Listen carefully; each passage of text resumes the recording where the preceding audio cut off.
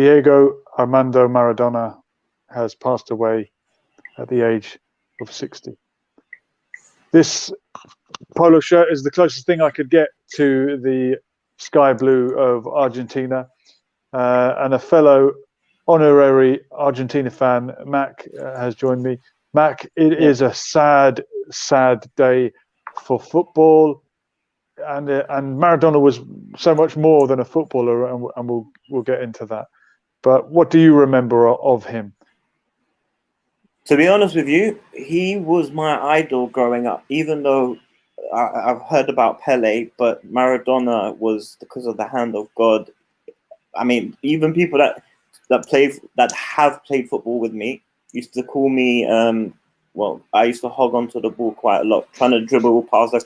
I used to think I'm Maradona, innit? Everyone wanted to be Maradona. Everyone that's ever kicked a football, whether you're from Argentina or anywhere, secretly, even the England fans will admit it, that you wanted to be Maradona, that you wished England had a Maradona. And Pele won the World Cup, but Pele played on a team of great players. And no disrespect to Argentina, world class, but Maradona took them to another level and really carried that team. He did the same, single-handedly. The same for Napoli, to multiple Serie A titles. So much more than just a footballer. But if we start with footballer, what a player! And the cheek of bundling a ball into the net with your hand, it's gone down in history. But the fact that 2 minutes later he scored an even more incredible goal, taking it round a whole team who possibly were still shell-shocked from what they'd just witnessed. But I admire the sportsmen that are like the bad guy sometimes, or who get portrayed as the bad guy. Someone like Pele is very much sort of portrayed as clean-cut, a bit like Gary Lineker, this do-gooding saint who never committed a foul on the pitch. Whereas Cantona did what everyone deep inside would love to do to an idiot that is mocking them. And he was human. These players are they're tragic heroes. They're flawed. They have faults, but they lay it all bare, and you admire them as human beings. I think in life we're not looking for a perfect human being. We're looking for someone real, someone who's not afraid to share their passion and their pain. Someone like a Paul Gascoigne who shed tears on live television and won the heart of a nation, and someone like Diego Maradona who could bend the rules and then acknowledge it later on and say it was the hand of God. The hand. Now, talking about the hand of God, that was the first goal I believe he scored against England, right? Yeah, that made it 1-0. Yeah, but what it was, the second goal redeemed himself because he ended up dribbling the whole team and scoring it. So that in itself was if he hadn't done that, then he would have just got away with lucky handball. But you got to remember, England did claw one back and made it 2-1. So if it hadn't been for the handball, technically they'd have been into extra time. But this is all what if. And I hate to be a hypocrite about it. I was outraged when Thierry Henry bundled it into the net. That wasn't just a handball, that was a volleyball. That was about 10 handballs to keep it on the pitch. That put Ireland out of qualifying for the 2010 World Cup. But this is the thing about, yet again, being a human is to be a hypocrite. Being a football supporter is to be partisan. Football is where you go for 90 minutes to be a hypocrite. It's a good challenge when your player does it, and it's a foul when their player does it. This is what sport sometimes allows us to do, is to be a human being and to watch someone so confident that they could bundle it into the net. And I remember watching a clip of him afterwards, translated, saying that this was something that they used to do in training for fun, and he almost sort of did it as a joke. And then when his teammates saw it, and their jaws dropped and couldn't believe that he'd just done this in the World Cup, he had to say, "Come on, celebrate! If you don't celebrate, it won't look like it's a goal." And this is the thing about if you've ever done any sleight of hand in magic, you pick the object up, you look at it, you pick it up again, you look at it like it's really there, and it's gone. I mean, that's terrible, but you have to believe it as much as the audience. Yes. And he had to punch that in and then convince himself that he did it with a head. And that just takes sheer guts. And that was the '82 World Cup. If VAR existed back then, he would have been in a lot of trouble. If VAR existed back then, he would have found a way to cheat the VAR. he would have become a computer hacker. Now, can I tell you something really strange? You know, my second favorite player, I don't care what anyone says. They say Ronaldo, but you know what? For me, Messi.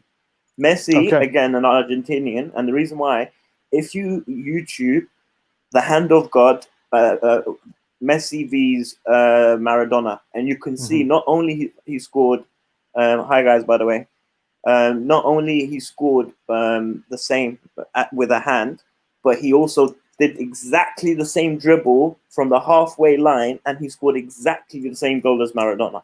So for someone to be able to reenact the whole situation, for me, I feel you're a great footballer to be able to reenact the same dribbling techniques that Maradona did. And from the halfway line, if you watch it and do Messi vs Maradona. Don't know if we lost Mac's audio there, but I have to choose Ronaldo over Messi because I've been to Madeira, the island that Ronaldo originally comes from, and I've been to the Ronaldo Museum. So I would be disloyal if I chose Messi over Ronaldo. And you might have seen that video. But also, it was a great honeymoon, the trip to the Ronaldo Museum.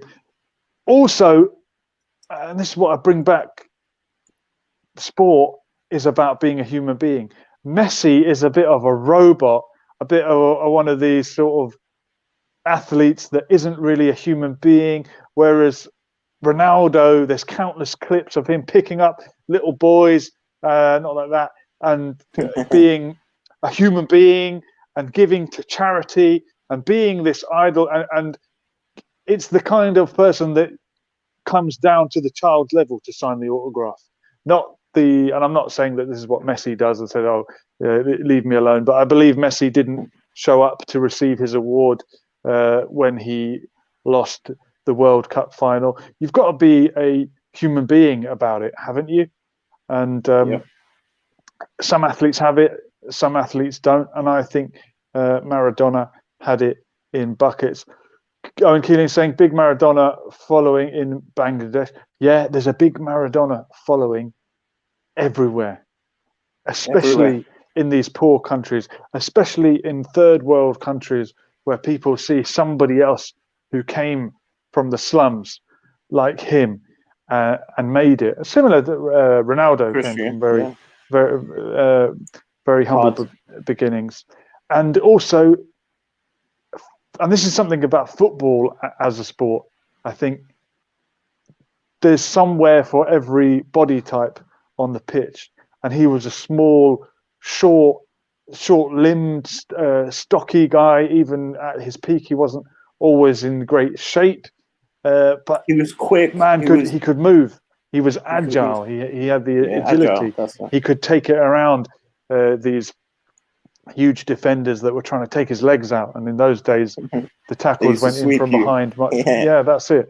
They were much more laxed in that sort of discipline. So I'm not surprised that third world countries admire him. Countries that have never made it to a World Cup, people there must love him. Owen Keeling saying Messi doesn't care about football, only the dollar. Well, there you go. That's true. There are some things money can't buy, and that is apparently he did a scandal with his dad or something. I think Owen Keeling is right, because there was a scandal that I don't know how he managed to get a couple of million out of the Premier. Messi or Maradona? Messi and his dad. I think it's Messi and his father. Well, another poor country where Maradona is very popular is Palestine, and during the 2018 World Cup, Maradona went to visit Mahmoud Abbas, and he said, I proudly support the Palestinians. I mean, I think you could be kicked out of the Labour Party for that these days. And he said, without any fear, I support the Palestinians. I am a Palestinian. Maradona said it. So he wore his heart on his sleeve. He wore his politics on his sleeve. Literally, he had a tattoo of Che Guevara, his fellow countryman, and another Argentine who sympathized with the poor. And Che Guevara Lynch, came from a very privileged background, but he empathized. Revolutionist, right? Revolutionary, Cuban Revolution, and elsewhere. He went on to Africa, and that's Mac's phone going off. People are telling him, Mac, you're on TV. I can't believe it. But Maradona would have been at that end of the spectrum, and he was of the political spectrum, and he was someone who came from that poverty. And of course, English people are not going to like him. There is something about the rivalry with England that means if you support Scotland or Ireland or any of these little teams that have a jealousy of England or a friendly rivalry, you're going to love the moment England get their noses rubbed in it. But there are some England fans who will never forgive Maradona. Maybe for his political outbursts, and he gloated over the deaths of British soldiers who fought in the Falklands War, a brutal war where there were many more Argentinian casualties than British, and that's understandable. You know what? That's on The Crown. You see that happening. You know the Netflix show The Crown. Okay. Margaret Thatcher was on doing the war with Argentinian at the time. What you're talking about, if I'm not mistaken. Yeah. The Falklands War, as they call it over there, Las Malvinas. The Malvinas so basically, Islands, which are a little bit nearer to Argentina than Britain, aren't they? I know somehow they're part of the UK. Ramin Bani is saying he's trying to join the chat. Click on the link, follow the instructions. You'll need to sign in via Google or Facebook, and we should get you on the screen. Click the link, follow the instructions. We'll have to get a little bit of a chat. And politics to one side.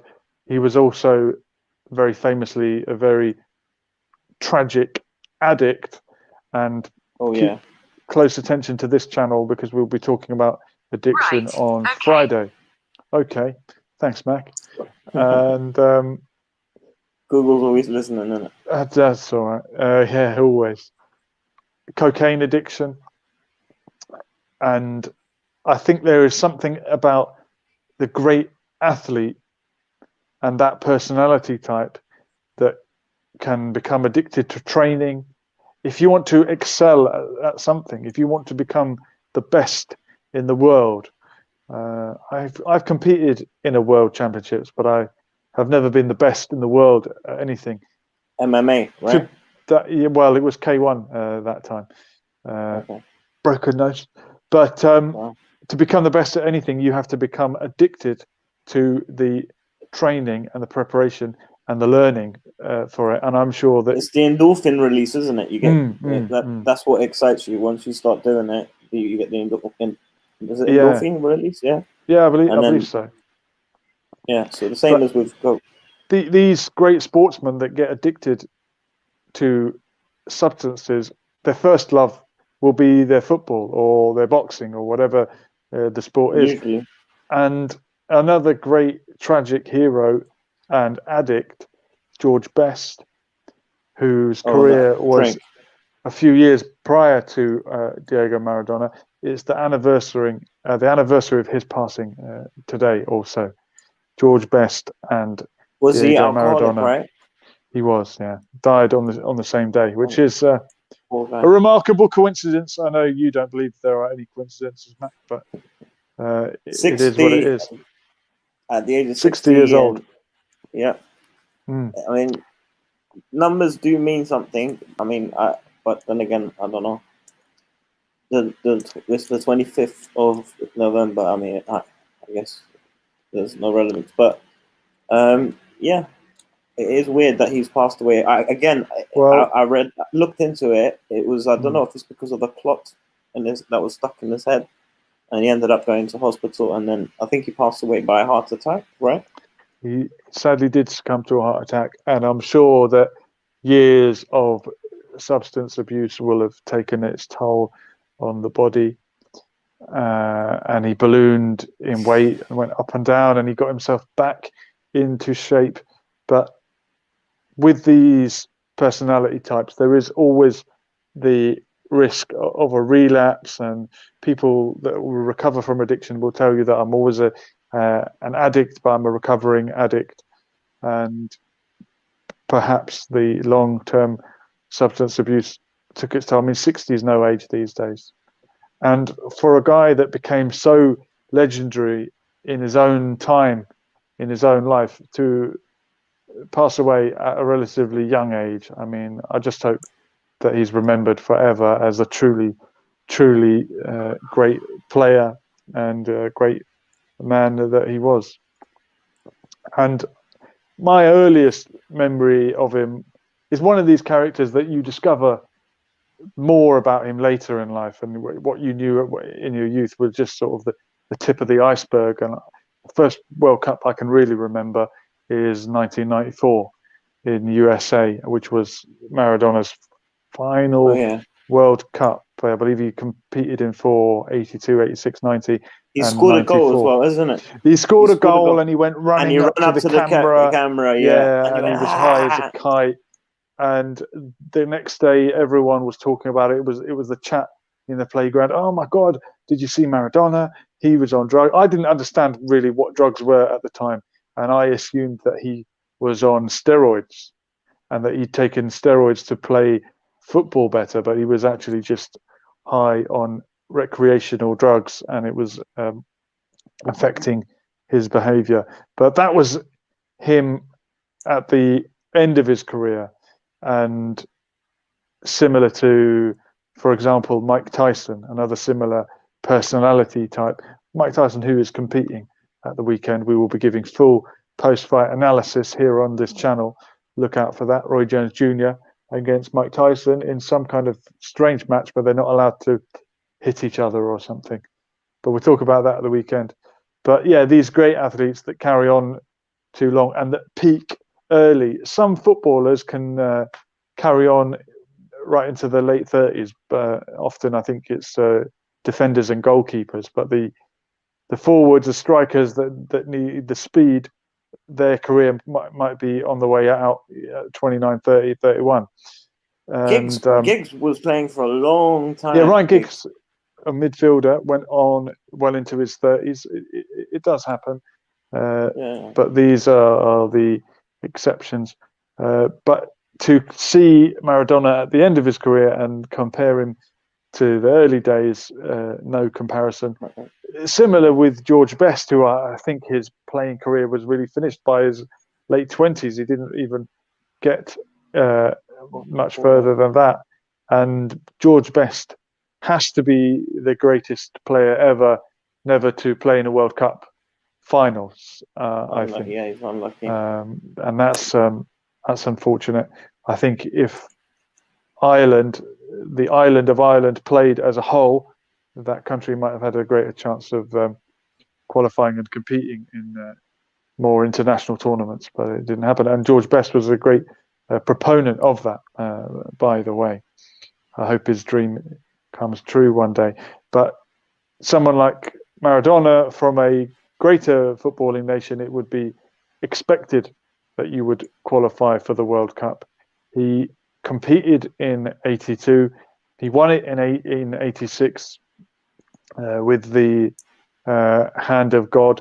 And then in 1990, with a chance of winning back-to-back World Cups, Argentina make it to the World Cup final, playing in Italy, where Maradona played his football at the time. And of course, he played for Napoli, where they retired the number 10 shirt. And the World Cup final, 1990. Do you remember who it was, Mac? Who won the World Cup 1990? Yeah, I think it was. Wait, was it not Germany? Go on. It was Italy. No. It was held in Italy, and it was Germany. And Maradona lost in the final. I thought so. And yeah. he Do you remember when there was West Germany and East Germany? Well, that's right. It was before the reunification of Germany. And I think when Maradona played in Italy, there's a shot of him as the camera pans across, and he's swearing at the crowd because I think he hoped the Italian fans would cheer for him rather than their own team, Italy. Oh, yeah. And then was when the Italians seemed to side with the Germans in the World Cup final. He was very upset and felt betrayed about that. But Germany won the World Cup. It wasn't to be 2 World Cups back to back, and he never recaptured the greatness of winning a World Cup in '86. Has any country ever won back-to-back World Cups? I'm trying to remember. Have Spain? They won back-to-back European Cups, I think. Well, I don't know. I mean, you can maybe European and World Cup. Well, I don't know. There's only a small number of countries that have ever actually won the World Cup. I think it's something like 7 countries. I know Argentina have won it twice. Uruguay won it the first time when they hosted the World Cup, and you've got France, who won the recent one. Spain, England have of course won a World Cup. They never shut up about it. But yeah, not many countries have won a World Cup, and Maradona won one almost single-handedly and competed in 4, which is quite a magnificent achievement. And I remember in the school days when I did GCSE art, I drew I remember it as being really great. It was probably a terrible caricature. I drew like a charcoal or black and white pastel drawing of Maradona's portrait, and I was proud to want to recreate that image. So iconic. So you're artistic as well, then? Yeah, well, we're meant to be left-handed people are meant to be artistic. Oh, yeah, okay. Mashallah, that's good. Was Maradona? Did he play on the left? Was he left?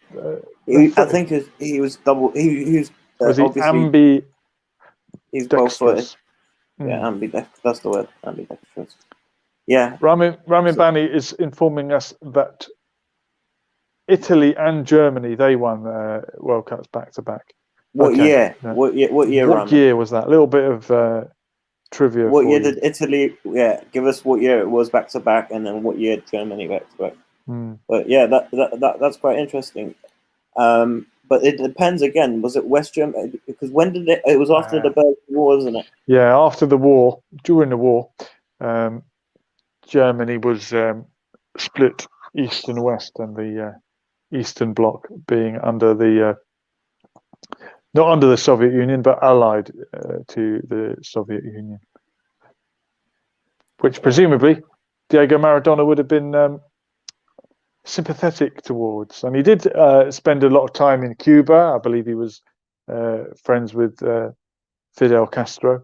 So he was very much like a rebel, and in the Western media, in the British media, certainly a sort of pantomime villain. And you grow up watching these portrayals and representations of people and ethnicities, and then you make up your own mind, and you realize. I mean, what age were you when you realized it was the cowboys and not the so-called Indians that were the villains? Well, actually, it took a while to realize that the indigenous people were taken advantage of. But initially, I just thought Red Indians. What was it called again? When you were a kid, we call them Native Americans now. We call them Native Americans. Yeah, well, it's fun as a kid when you used to play those type of games, and you used to play like, was it a cop and a robber, and you used to chase each other? Yeah, cops and robbers, and you know, I know you used to play mummies and daddies with and doctors. And doctors. Yeah, that's a great different ball game, really, so to speak. Owen Keeling is asking, did he get his product from El Chapo? Is this the great South American drug dealer? I don't know. Yeah, El Chapo. Because I think El Chapo was with the cartel. He's part of Escobar. Ramin Bani saying, with my amazing teenage brain, it was on the 25th of May 2019. Wow. What? Not long ago. Good. I'm glad to see we've got a young audience in today. Most of our I don't get what he means. When you realised that it was the cowboys that were the villains. There's another great clip from, I think, Mitchell and Webb, where they're dressed up like German soldiers in the Second World War with the SS uniform, and they look at the skulls and the swastikas and the all the imagery, and they say, "Hang on a minute, are we the baddies?" Yeah, we are. Basically, Cowboys and Indians. Yeah, we didn't play it, but it was always there because we watched the American films. So it is an American film, but we never actually played it. I used to remember, but honestly, in primary school, we used to play Kiss Chase. I don't know if you ever played. You went to an all-boys school, didn't you, Mac? No, just primary, a joke, not primary. Just a joke. No, there. secondary. I went. Just secondary. A joke there. That's secondary. All right. I went. Secondary. I was, just but not primary. That's all right. We're not homophobic. We're not anything phobic on this channel. We don't. No, we don't but that fear was funny. Anyone. I give it to you, Julian. Just a joke there. And 33X is saying, have a heart. All Pablo. Yeah, look, we know that Maradona was addicted to cocaine, but he was addicted to so much more than that. He had an addictive personality, and he was addicted to life, and he became a cult figure. And like this addiction energy, you can channel it for good, you can channel it for bad, and these people can become cult figures, and a country can get addicted to them in a way. And when he became the manager of the Argentina international football team in 2010, he took them to the 2010 World Cup. I think everyone was convinced that somehow this was going to lift the spirits of the nation, and that he was going to win the World Cup, and it would have just been absolutely incredible. And I think in my young, naive, stupid, silly days of ignorance, I probably put a bet on Argentina to win the World Cup. It was only £1 on Argentina to win the World Cup under Maradona. But this is the problem: the rose-tinted spectacles, where we confuse what we want to happen with what we think will happen. And again, this is the escapism of football, where for 90 minutes you can really believe that your team is going to go in there and win. And whenever they pitch up at one of the minnows football grounds around the country that have made it to the FA Cup third round or fourth round, and they've got some amazing cup tie with Man City or Chelsea or someone, and you put the camera on these local yokels and they say, our team's going to win 5-0. And they actually believe it. And I always wish they would say, right, well, can we take your number for an interview afterwards, because we'd like to get your analysis of the match. And they're probably they'd have to anyway. Eat their words.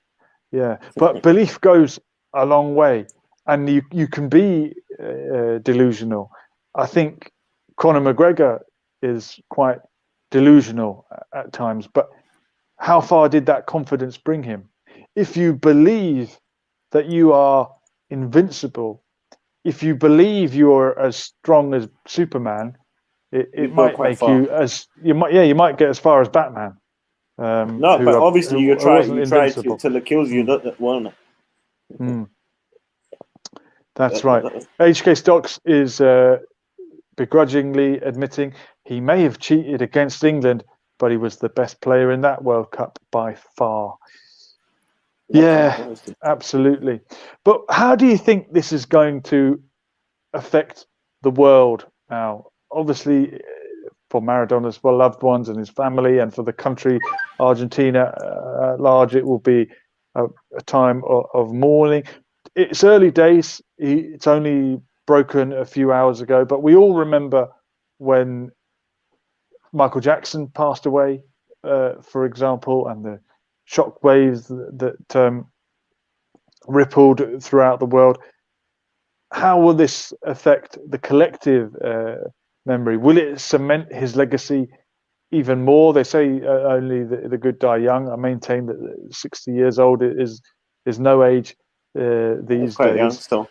But he was already such a legend. It's almost hard to imagine him becoming more of a legend. But I'm really sad, actually, Mac, that Maradona has passed away. And I had a number 10 replica Argentina shirt. One of the they call it the old fashioned style shirts. And we welcome Omar X to the show. Good evening, Omar. Welcome.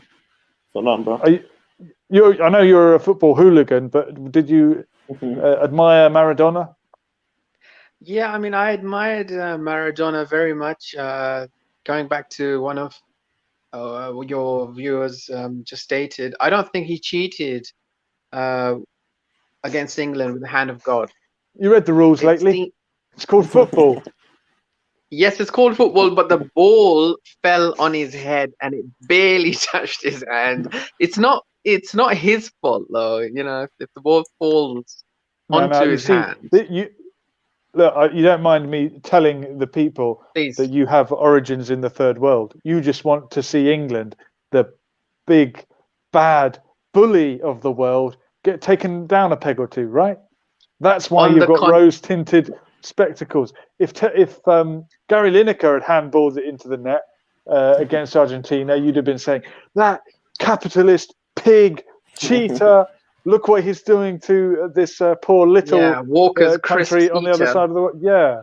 And Gary Lineker really, he's the nice guy of football, I get it, but he really is a bit of a virtue signaler, isn't he? And he claimed he would house refugees when he waded in on the refugee issue, and then I think backtrack, or he did he house any refugees, Gary Lineker, this do-gooder that's trying to tell everyone how to behave on Twitter and what's the correct thing to say? But did he put his money where his mouth was, or was it full of crisps? I don't think he did, but you know, Gary Lineker is a very affable and very nice guy to hang out with, I suppose. And you know, it just seems like all round a nice guy. But he'd go to bed at 8 o'clock. It would be a dull night, wouldn't it? Can I just say, hanging out? Who'd you rather hang out with, Maradona or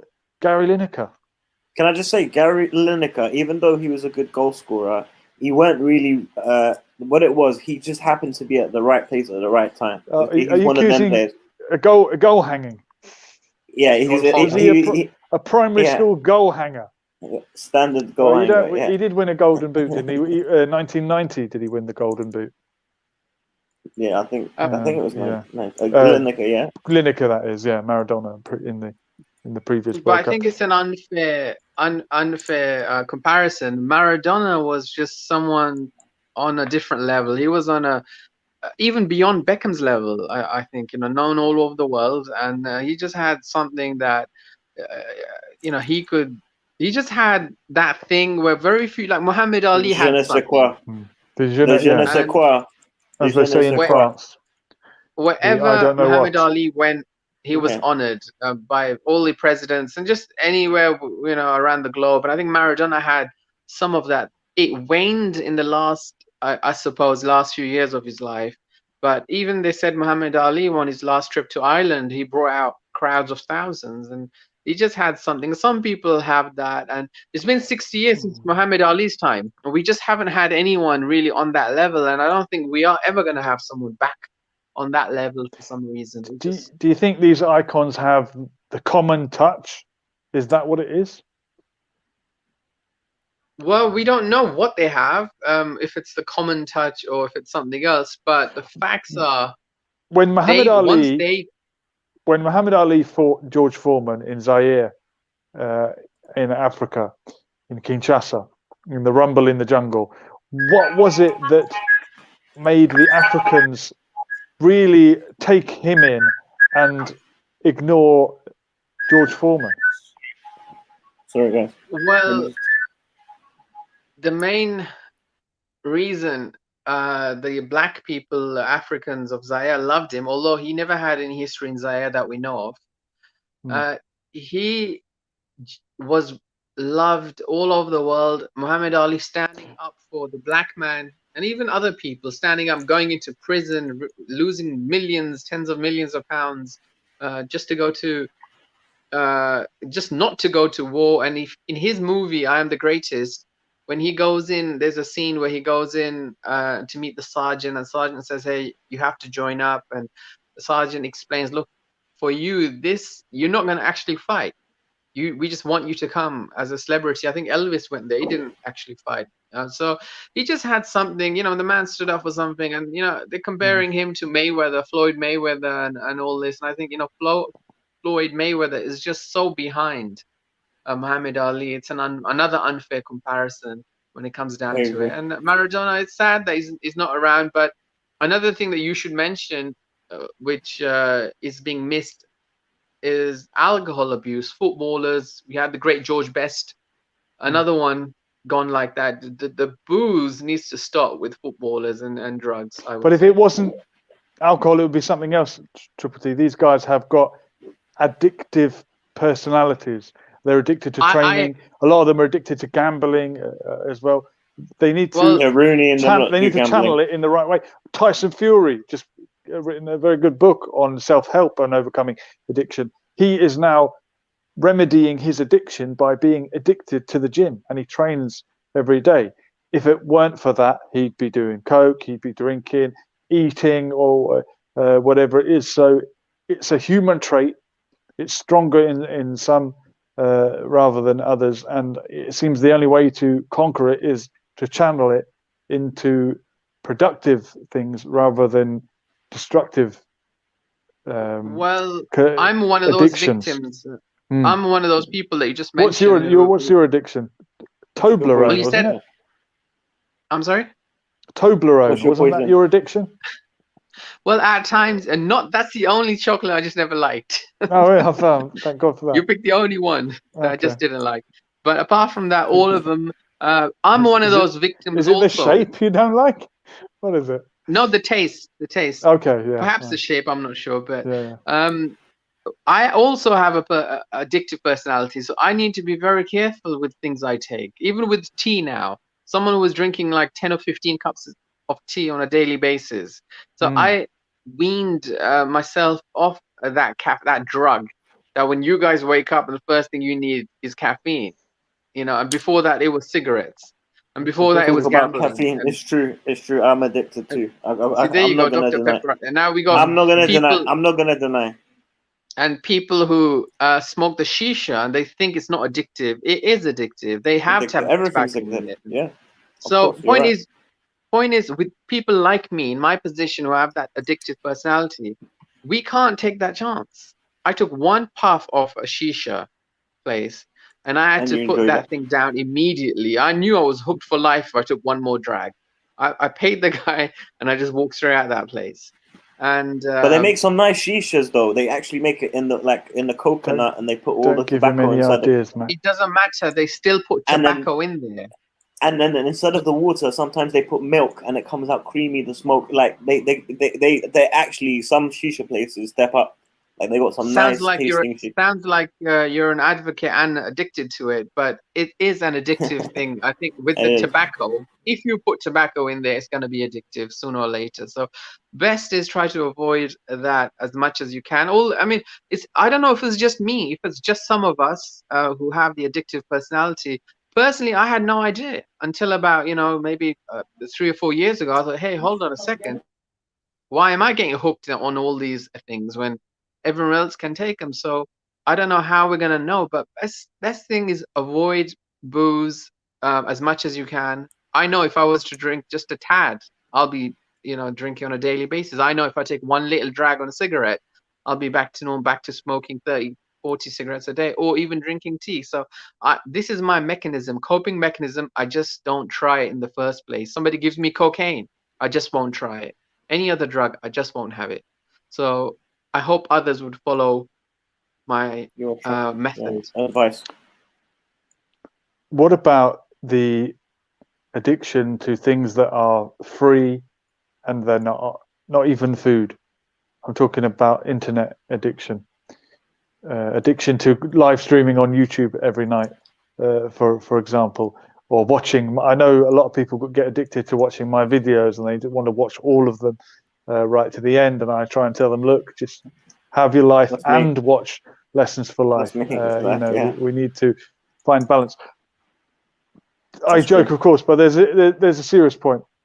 If you are that sort of person who has that addictive personality, fine, you're not going to do coffee. Do you end up being addicted to other things? And do we need to become addicted to wholesome activities like art or, I don't know, writing, self-expression? These things that are not damaging, or not that I can think of. Even sport. But gym addiction is a problem, and body dysmorphia, people that think, my bicep is not big enough. Give peace a chance of saying everyone's addicted to something. Maybe he's right. Maybe it's in all of us, and we just need to make sure it's under control, the right thing. And you could be the worst. I think. Do you think addicts know that they're addicted, or is the moment at which you realize you're addicted the first step towards conquering the addiction? And this is a big topic for Friday, by the way, so do make sure you tune in from 9 p.m. on Friday live. We'll be talking to a very special guest. But what say you, Omar X? Well, I say that from experience, being a former gambler, I would spend 12 hours 14 hours on weekends, even 18 hours standing at a fruit machine and just putting all my money whatever I had made. And I was not the only one. I would drive in the middle of the night. I would drive to Toddington service stations because they had one machine. I had no idea I was hooked on this. And did you think you were going to win, or at times, what was the logic? With gambling, the logic was, at times you did win. But just by law of odds, on averages, if you put money into the machines, the sooner or later the money does come back. Now, when you get £1,000 back, you don't know that you've spent 2,000. You ignore that fact, and you say, "Hey, I can spend another," and you just get duped into that cycle. Now, another thing, by standing there, there's always alcohol around. So you just say, "Hey, I may as well have a little bit of a drink." Now, before you know it, you're spending so much time there, you're drinking so much, and you're smoking so much, and you're a complete addict, reliant. You just can't stop thinking about the machines. And years go by, and one day you just kind of, you go through hell, I suppose, and then you just realize, hey, what the heck is going on? And it takes a big sledgehammer right across your face to really understand that, hey, I'm addicted to something. Otherwise, you wouldn't know. I never knew I was addicted to tea. That was a big one for me. I was just speaking to Zainab in Morocco, I think, maybe watching, she said that she's unbelievably ill, and because of a caffeine withdrawal symptom, because she hadn't had coffee today. Now, as soon as she drank coffee, she was fine. So we are addicted. We just don't know that we are. You know what's so funny? Can I just say that this is a fact that I've researched? Yeah, they say sugar is more addictive than actual cocaine. Yeah, I think we're all addicted to sugar and we don't realize it until we try and come off no one talks about it, but it's as addictive. Like the sweetness, the sugar, it's very addictive. So that's one thing that no one really talks about. Is they always mention how addictive cocaine is, but they don't realize sugar is equally or even worse, because not only and it's so easy to look at someone like Maradona, who had all the opportunities and money in the world at one point to do all these things, and say, oh, look at him, he's a drug addict. How many of us would have been drug addicts if we had the kind of fame and the spotlight that he had from such a young age? And HK Stocks is saying, I'm addicted to football. There once was a time I used to go to 4 or 5 games a week all over the country or Europe. Wow, HK Stocks, were you really a traveling football fanatic? Don't forget the word fan comes from fanatic, and he may have been a hooligan as well. He might have been in a rival firm to you, Triple T. So what team you support, Triple T? Yeah, well, what team you support? Well, I can't say. I'm not allowed to say. You can't say because live radio. Tommy gets upset. Bill Fence is saying cocaine used to be in Coca-Cola, right? And replaced by sugar. Yes, absolutely right. And they replaced it with the right thing, didn't they? Well, it's equally as addictive. Yeah. And apparently the brown color in Coca-Cola was deliberate so that they couldn't tell if the liquid, when it was transported, was unclean and full of dirt, because it was brown anyway. So there you go. Really? If it's brown, drink it down. Give peace a chance saying, I know I'm addicted to cigarettes, but I don't care. I think there are a lot of people similar where they don't care. Do you really not care? Give peace. Deep down, if you could press a button and not want to smoke anymore, would you press that button? Yes. I know Omar would. I can tell you, smoking cigarettes gives you emphysema, which is a bigger problem is cancer, I think, isn't it? Well, it starts with emphysema and then it goes on to cancer. You're right, yeah. But emphysema is where you wake up and you got these phlegms coming out your lungs. It's unhealthy. I think with Give Peace a Chance, perhaps he doesn't smoke, and I'm thankful that I started to smoke maybe 40 a day, and that's what gave me all what you mentioned there, Mac, and all the other issues. When you're smoking 10 a day, it just becomes normal, I think, and probably you cover up the fact that this is going to lead to something bigger. So if you smoke 30, 40 a day, and when you wake up after a few days or a few weeks, you realize, hold on, I can't stand up like I used to. My chest is just covered in nicotine, so it seems. Yeah, you're right. HK Stocks is saying, I'm not interested in fighting. I love going to places, meeting people and watching football. I'm glad that football has allowed you to do that.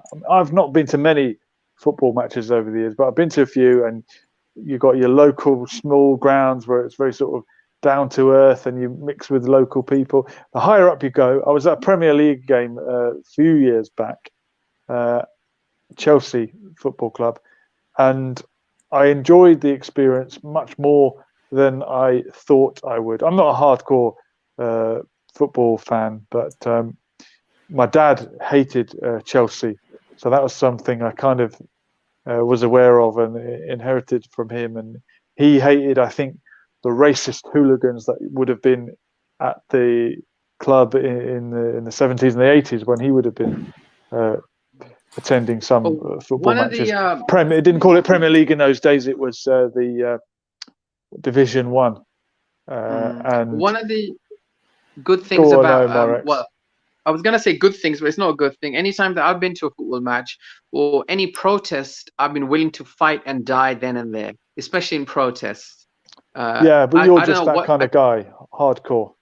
Perhaps I am, but I'm sure if you ask others when they go to football matches and you're so riled up, and then you see the opposing, why do you think they separate us in football matches? They put us they there because do. if we were in the but same... is that a good thing? Because they don't do that so Well, of much course it's a good at the thing. rugby. If it In wasn't a good international thing, rugby matches, you'll see Ireland fans well, and Scotland fans sitting next to each other, and there's not a problem. Now, is that because rugby is a game played by thugs, watched by gentlemen, and football is a game played by gentlemen, watched by thugs? If I got what the is quote cricket correct. then? Cricket is just Well, something for hockey players to do in the summer, isn't it? Or is that the other way around? But these sports have class connotations, and football is a very working class sport. And as you know, the working class are very rough and ready. And I don't think Iran are. I don't. You know what? I don't think Iran have a cricket team. You know. Do they not? I don't know. I'm not actually sure. I've never heard. They probably offered them one, and they politely declined it. Tarof, no, I think Pakistan usually does well in cricket. Yeah, because Pakistanis want to be English, Pakistan, and they do well. Iranians hate England. Do they? I'm generalizing, but there is something in the Indian subcontinent. As much as they won their independence from the colonial masters, if you've been there, if you've met their police and sat in a police station, as I have in Pakistan, they're very proud of some of the infrastructure left behind by the British, and they would still want to show off that they speak English, that they've been to England, and if you're a British man, oh, you're British, you're young, they want to impress you. Whereas Iranians have thrown off the yoke of imperialism and the puppet masters that were installed in their country, and they want to resist this imperialism. They don't want to hark back to it. But there might be some of the younger generation who might be more enamored with American imperialism in its modern form, in wanting to be a part of popular culture. Whereas in Pakistan, there is this sense of harking back to the time of this is what I sensed from Pakistan. What am I wrong to say that, Omar X, that there is some kind of Stockholm syndrome among these former colonial people that were under British occupation? Stockholm syndrome is when you get the kidnapper, and then you kidnap someone, and then the person that you kidnap starts to have sympathy towards you. Sympathy for your kidnapper is Stockholm syndrome. I think there's an element of that in the Indian subcontinent, possibly with the colorism and fair and lovely skin products being promoted and people trying to lighten their skin. Are they trying to look like the Indo-European Aryans, or are they trying to look like the British colonists, or is it a mixture of both? Let me get back to you. If I can just get back to your first point about your experiences in Pakistan.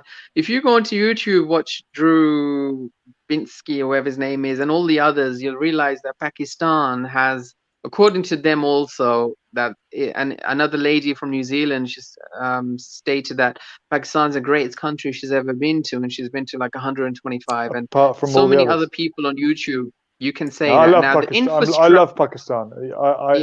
I'm sure it's one of the best journeys I have made, actually. Yeah, there's just something about Pakistani people, similar to Iranians, but more so. Very, very polite, very unbelievably friendly. They had the Indians, Sikhs, over to I think it was Guru Nanak or whoever, their god or whoever was born 500 years ago, and the Indians were in tears because of the hospitality of the Pakistanis, and that I've seen many on YouTube. Now, they're people who are friendly, so if they sense that you are British, perhaps to make you feel welcome, they're stating that there's no animosity and they're happy to have you here, and they're just saying, hey, we're proud of the little. I don't think there's much that the Brits did that's still in Pakistan, if I could be so blunt, but whatever little that there is there, they're probably trying to make you feel at home and trying to reassure you that, hey, there's nothing that they hold which is problematic. Regarding Fair and Lovely, there is a colorism. We see it more so in the black people, I would say, rather than the Asians. And I know there are black people. Now that's colorism from you right there. We see it more. It does exist, but it's more the black people, not us brown people. I'm light brown. Thank you for that stark example. In the chat, Gippy's a chance is saying, cricket's really dangerous. There's a serious risk of dying of boredom. Haha. Bill Fence saying years ago in India, my girlfriend was stopped constantly by Indians to have a picture taken with them because she was white with blonde hair. Yeah, but what about, fake tan? That's the counter argument, isn't it? That we all like to exotify the other and be different. But essentially, it's because if you're rich enough to go on holiday, you can get a tan. Whereas in the hot countries, if you're rich enough to stay indoors and you don't have to work, you end up a little bit fairer skinned, possibly. I know in Japan they wear gloves a lot, so they don't get tanned hands. Go on, No More X. Yeah, I was in Tetuan in Morocco with a Chinese friend of mine. And everywhere he went, I probably look Moroccan anyway, but everywhere he went, people would do the same. Everyone was looking at him, every single place that he went. And, I was like the third wheel with the guy, no one's looking at me. Everyone's focused on him. He absolutely hated it. And, he told me that, he feels so uncomfortable and it seems so weird. But the fact is, in that small town that I was in, they never had seen a Chinese guy. And for me, I would have loved that if I was to garner that much attention. And at the end of our trip, he seemed to love it. That would be amazing. Yeah, I would. Yeah, that would be Morocco, sorry. Amazing. Yeah. But, same thing with the people, the British who go over to India and these places. When people haven't seen a blue-eyed, blonde-haired person, they are enamored, and it's nice. It's a nice experience. I'm sure that people, when you were in Pakistan, perhaps the same thing happened to you. Not insinuating you're as good-looking as that lady. Well, I'm sure it's close. Never. Yeah, no. People, and when I dyed my hair with the henna and I had a real sort of ginger look going, it was great. But people were very keen to tell me, you look Pathan. You look like our fair-skinned Pakistani people, which they seemed to think was a compliment. And I took it as a compliment, of course. Well, gentlemen, look, it's been a hell of a conversation. We've got onto all sorts, from colorism through to addiction. I don't know whether the people that watch this channel love it for its variety and the fact that we go in every which direction and sometimes nowhere, or do people want a really, really sort of focused chat? Because we got people making complaints. And earlier on, I've got to say, can I just make a closing? There was a rude comment as well from Phi Green, who's saying, "Cannot listen to this crap. Cheerio, bye, ta-ta." So it's not for everyone. I'll just leave that on the screen. Well, you can never please all the people all the time, can you? That's absolutely right. You can't. But anyone is welcome to join Phi Green if you're still watching. I bet he is still watching. Click the. Of course he is. Click the link, and you'll be straight through. And it's freedom of speech. We go in any direction you want. But going forward, this Friday, it will be all about drug addiction. We've got a very special guest. I urge you all to tune in at 9 p.m.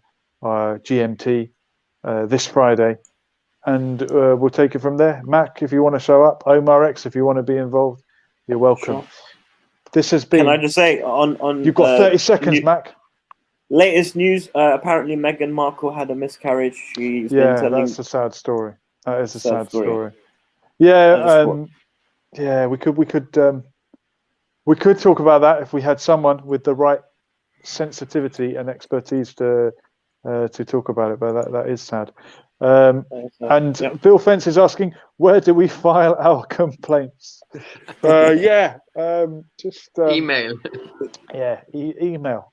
Email lesson for life. Send me a fax and we'll get back to you. Thank you, Bill Fensno. A pleasure to have you with us. This has been Lessons for Life. Rest in peace, Diego Armando Maradona. What a player and what a man. We'll do it all again soon. We were here and we are gone.